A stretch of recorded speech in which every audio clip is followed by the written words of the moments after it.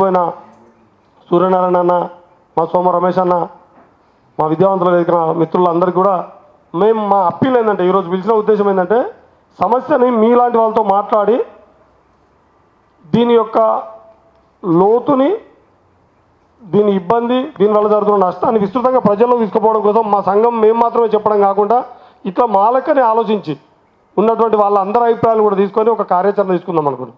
అట్లే గొర్రెల కాపర సహకార సంఘం అనగానే, లేదా గొర్రెల కాపర సంక్షేమ సంఘం అనగానే, ఈ గొర్రెల మేకలు అనగానే చాలామంది ఏంటంటే సమాజంలో అది చాలా చిన్న విషయంగా చూస్తున్నారు. చిన్న విషయం అంటే దీన్ని ఎన్నుకున్న ఆదాయ వనరులు కానీ భవిష్యత్తు తరాలకు ఉండేటటువంటి ఒక పెద్ద వెసులుబాటు కానీ తెలుస్తలేదు ఎవరికి.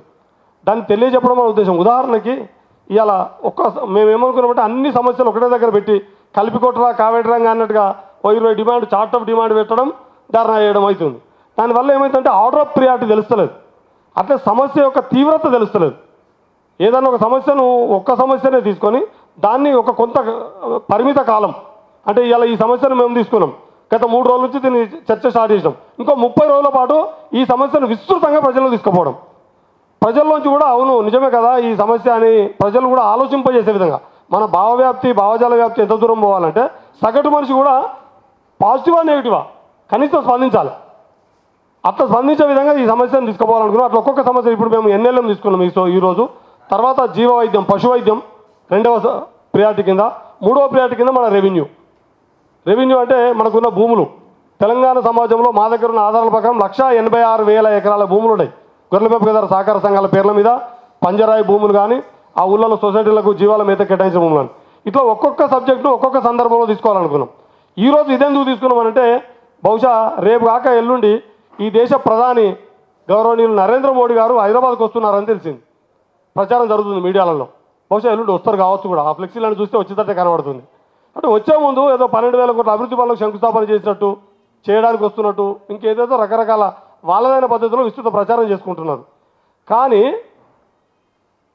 ఈ ఎన్ఎల్ఎం అనే ఒక స్కీమ్ పెట్టి ఈ దేశంలో పథకాలు ఎట్లుంటాయి, సంక్షేమ పథకాలు ఎట్లా ఉంటాయి, వాటి అమలు తీరు పట్ల వాళ్ళ చిత్తశుద్ధి ఎట్లుంటుందో బండారం బయటపెట్టడం కోసమే ఈరోజు మేము దీన్ని ఎజెండాగా తీసుకున్నాం. నేషనల్ లైవ్ స్టాక్ మిషన్ ఈ స్కీమ్ పేరు.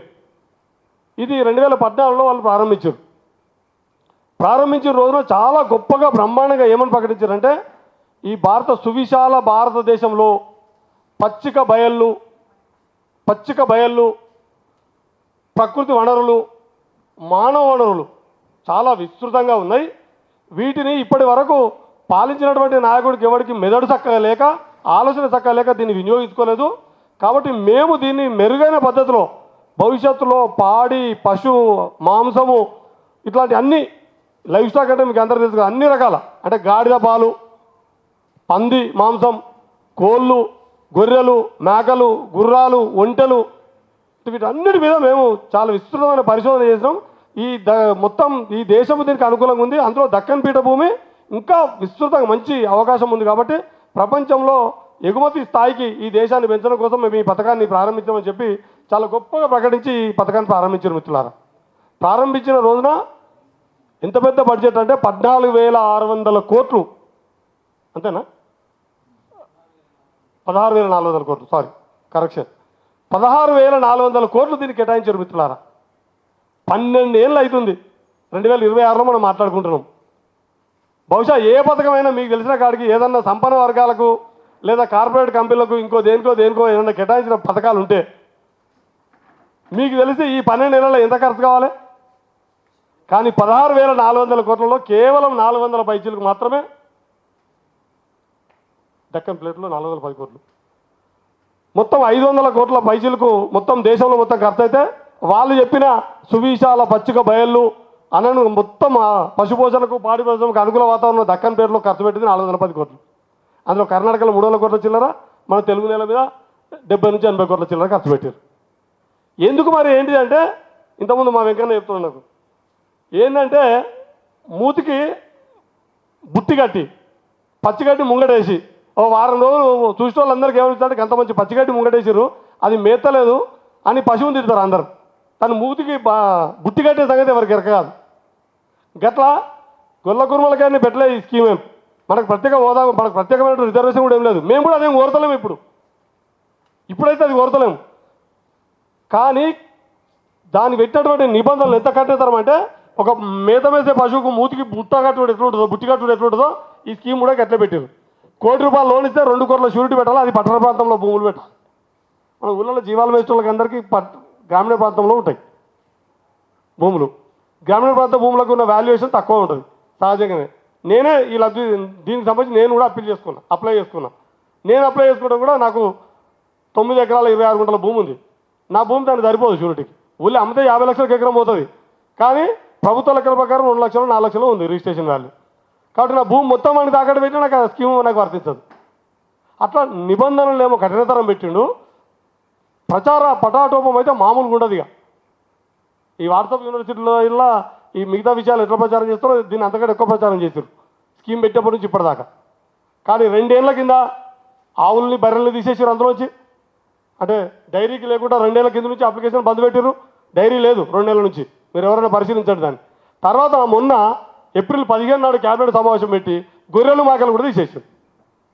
ఇక లైవ్ స్టాక్లో పాడి ఇచ్చేటటువంటి బర్రెలు ఆవులు లేకుండా, మాంసం ఎక్కువ కన్జంప్షన్ జరిగేటటువంటి గొర్రెలు మేకలు లేకుండా ఈ లైవ్ స్టాక్ స్కీమ్కి ఏమైనా అర్థం ఉందా? కాబట్టి ఈ విషయాన్ని, ఈ బండారాన్ని బయటపెట్టి ఎల్లుండి కనుక ప్రధానమంత్రి ఈ దక్కన్ ప్లేట్కి వస్తుండు కదా, నువ్వు ప్రకటించినట్టుగా దీని మీద ఏదో ఒక స్పష్టమైన వైఖరి ప్రకటించిపోవాలి హైదరాబాద్కి వస్తే. అందుకోసమే ఈరోజు మీ అందరు మేధావుల్ని, జ్ఞానవంతుల్ని, విద్యావంతుల్ని ఎందుకు పిలిచినామంటే, ఇది ఈ ప్రభుత్వాల తీరు ఇట్లుందని చెప్పడానికి ఇది ఒక శాంపిల్ కింద. ఒక ఎన్ఎల్ఎంఏ కాదు, నేను ఇంతకుముందు చెప్పినట్టుగా అన్ని ముంగట పెడితే ఏది చర్చకు రాకుండా పోతుందని ఈరోజు ఎన్ఎల్ఎంనే తీసుకున్నాం. తర్వాత ఒక్కొక్క అంశాన్ని భవిష్యత్తులో తీసుకొని పెద్ద ఎత్తున ఈ గొర్రెల కాపర్ల ఒక రణభేరుడు. నేను ఇంతకుముందు చెప్పినట్టుగా ఒక తుఫాన్ వచ్చే ముందు, ఒక మేఘాలు కమ్ముకునే ముందు విడివిడి మేఘాలు ఏర్పడినట్టుగా ఈ రౌండ్ టేబుల్ సమావేశాలతో దీన్ని ప్రారంభిస్తున్నాం. భవిష్యత్తులో మీలాంటి అందరి సహకారం తీసుకొని మొత్తం తెలంగాణలో ఉన్నటువంటి పశుపాలకుల్ని, పశుపోషకుల్ని, లేదా ఈ వృత్తి మీద ఆధారపడే వాళ్ళందరినీ ఇంకొక విషయం కూడా, ఒక్క విషయం చెప్పి నేను మిగతా వాళ్ళని భాగస్వామ్యం చేస్తా. ఇందులో ఇంకోటి కూడా జరిగింది మిత్రులారా. ఇందులో 90% మంది, 92% మంది సంపన్న వర్గాల కార్పొరేట్ స్థాయి వాళ్ళు మాత్రమే దీన్ని వాడుకున్నారు. ఆ వాడుకున్న దాంట్లో 90% మంది సబ్సిడీ రంగానే తీసేసారు. మేము ఏం కోరుతున్నామంటే, ఆ వృత్తి మీద ఆధారపడి ఆ వృత్తిని వారసత్వంగా దానిపైన నైపుణ్యం ఉన్న వాళ్ళని కాదని, కేవలం లాభాల కోసం, సబ్సిడీల కోసం ఆధారపడే వాళ్ళకే లోన్ ఇస్తే, నువ్వు షూరిటీ అది పెట్టావు కాబట్టి ఆ షూరిటీ వాళ్ళు మాత్రమే పెట్టగలరు. ₹1,00,00,000 లోన్కి 2 కోట్ల షూరిటీ వాళ్ళు మాత్రమే పెట్టగలరు. కానీ మేము దీన్ని వ్యతిరేకించి గతంలో ₹1,00,00,000 వద్దు, దాన్ని కొంచెం సరళతరం చేయండి అని గతంలో వాళ్ళు ఇక్కడ ఒక సెమినార్ పెట్టినప్పుడు, ఇక్కడ వైస్రాయ్ హోటల్ దగ్గర, హోటల్ పేరు మరియటో ఏదో ఉంది హోటల్, ఆ నేషనల్ సెమినార్ పెట్టినప్పుడు కూడా మేము జీకేఎస్ఎస్ నుంచి వాళ్ళను అడిగినాము, డిమాండ్ చేసినాము, మా రిప్రజెంటేషన్ ఇచ్చినాము. తర్వాత దాన్ని కొంత సవరించినట్టుగా స్టేట్ గవర్నమెంట్కు లెటర్ పంపించారు. షెపర్డ్ వెల్ఫేర్ అసోసియేషన్ వాళ్ళ ఆ డిమాండ్ మేరకు మేము దీన్ని సవరణ చేసామని. కానీ సంఖ్యను సవరణ చేసింది, కానీ ఏ నిబంధనని కూడా, కఠినతరంగా ఉన్న ఏ నిబంధన కూడా సరళతరం చేయలేదు. అట్లా ఇప్పుడు వాడుకున్న వాళ్ళలో కూడా 90% మంది సబ్సిడీ రాగానే రద్దు చేశారు, దాన్ని తీసేసారు. ఇప్పుడు వాళ్ళు ఇచ్చిన ఈ 510 కోట్లు వాడుకున్న వాళ్ళు కూడా అందులో 6%, 8% మాత్రమే అవి కొనసాగుతున్నాయి ఇప్పుడు. కాబట్టి ఇకనైనా ఇప్పటికే కలుషితమైనటువంటి, విషపూరితమైనటువంటి ఆహారం వల్ల అర్ధాంతరంగా ఆర్గాన్స్ పడిపోయి కారణాలు లేకుండా చావులు జరుగుతున్నాయి. దీని వెనుక విషతుల్యమైన ఆహారమే ఉన్నది. దీని వెనుక విషపూరితమైన ఆహారం తీసుకోవడమే ప్రధాన కారణము. కాబట్టి ఇక నుంచి అయినా, భవిష్యత్తులోనైనా జీవ వైవిధ్యాన్ని కాపాడకపోతే, మంచి పుష్టికరమైన ఆహారము, ఇప్పటికీ మాంసకృతులు ఇప్పటికీ కల్తీగా ఉంటే గొర్రె మేకల మాంసమే. కానీ కోడి మాంసానికి ఎక్కువ ప్రిఫరెన్స్ ఎందుకు ఇస్తున్నారంటే, అది వాళ్ళ కంట్రోల్లో ఉంది. బహుశా బంగారం సంబంధించినటువంటి మైనింగ్ మాఫియాలో లేదా గోల్డ్ మాఫియా సింగిల్ కంట్రోల్ ఉందో మాకు తెలియదు. కానీ ఇప్పటికైతే కోళ్ళ ఫారాలు, కోళ్ళకు సంబంధించినటువంటి గుడ్ల వ్యాపారము, దానికి సంబంధించినటువంటి అన్ని విషయాలలో కొద్దిమంది, ఒక 10 మంది లోపు ఉన్నటువంటి సింగిల్ డిజిట్ వాళ్ళ కంట్రోల్లోనే అది ఉంది. దానికి ఎక్కువ ప్రియారిటీ ఇస్తున్నారు. ఇక అది కలుషితమా, అది ఆహారానికి మంచిదా కాదా, మాంసం, గొర్రె మాంసం మంచిదా, కోడి మాంసం మంచిదా, ఇలా మాంసకృతులు ఉంటే ఆ చర్చలోకి నేను బోదలుచుకోలేదు. కానీ ఉద్దేశపూర్వకంగానే ఒక విష ప్రచారం చేస్తాడు. ఒక డాక్టర్ దగ్గర పోగానే రెడ్ మీట్ బంద్ చేయని చెప్తాడు. పోగానే వాడు చదువుకున్న చదివేందో, తెలివేందో అర్థం కాదు. పోగానే వాడు ఇచ్చే సలహా రెడ్ మీట్ బంద్ చేయమని చెప్తాడు. అట్లా కాదు. ఇప్పటికీ కల్తీ లేనిది గొర్రె మేకల మాంసం ఇప్పటికి ఇంకా కల్తీ లేకుంటున్నది. పాలు ఇప్పటికే మీరు చూస్తారు, ఉత్పత్తి అవుతున్న పాలకి. మేమున్న మా మిత్రుడు మా జనరల్ సెక్రటరీ ద్వారా ఆర్టీఐ కూడా అప్లై చేసినాము. మొత్తం వివిధ పాల కేంద్రాల ద్వారా స్వీకరిస్తున్నటువంటి పాలెంత, మొత్తం తెలుగు నేల మీద రోజు అమ్మకాలు జరుగుతున్న పాలు ఎంత చూస్తే దాని రేషియో 36-64 ఉంది. రవాణా సేకరిస్తున్న పాలు 36% ఉన్నాయి. అమ్మకాలు కొనసాగుతున్న 100 రోజులు చూస్తే 64% అదనంగా పాలు కన్జంప్షన్ అవుతుంది. ఈ 64% పాలు ఎక్కడి నుంచి వస్తున్నాయి? ఇది ఒక రకంగా రేపటి భవిష్యత్తు మానవ సమాజాన్ని పరోక్షంగా విషమిచ్చి చంపుతున్నట్టే. కాబట్టి మేము ఏమంటున్నామంటే దీన్ని సులభతరం చేస్తే జీవ వైద్యాన్ని కాపాడిన వాళ్ళం అవుతాం, ప్రజల మానవ యొక్క ఆరోగ్యాన్ని కాపాడిన వాళ్ళం అవుతాం.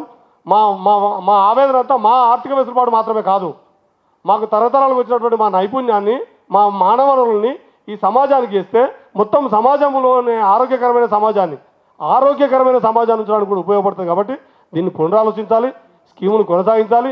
16,000 కోట్లు కాదు 20,000 కోట్లు కేటాయించాలి. దాన్ని సరళతరం చేసి తిరిగి ఆ వృత్తిలో కనీసం 10 సంవత్సరాలన్నా ఆ వృత్తిలో అనుభవం ఉన్న వాళ్ళకి ఈ స్కీమ్లో ఇచ్చేటటువంటి ఒక క్రైటీరియా పెట్టాలి. ఖచ్చితంగా దీన్ని కొనసాగించాలని కోరుతూ ఇంకా మీ అభిప్రాయాలను కూడా సేకరించి దీన్ని విస్తృతంగా ప్రజల్లోకి తీసుకోవడానికి మీరందరూ సహకరించాలని కోరుతూ ఇప్పుడు మా జిఎంపిఎస్ రాష్ట్ర ప్రధాన కార్యదర్శి అన్న మా రవణని తన అభిప్రాయాలు చెప్పాలని కోరుతున్నాం.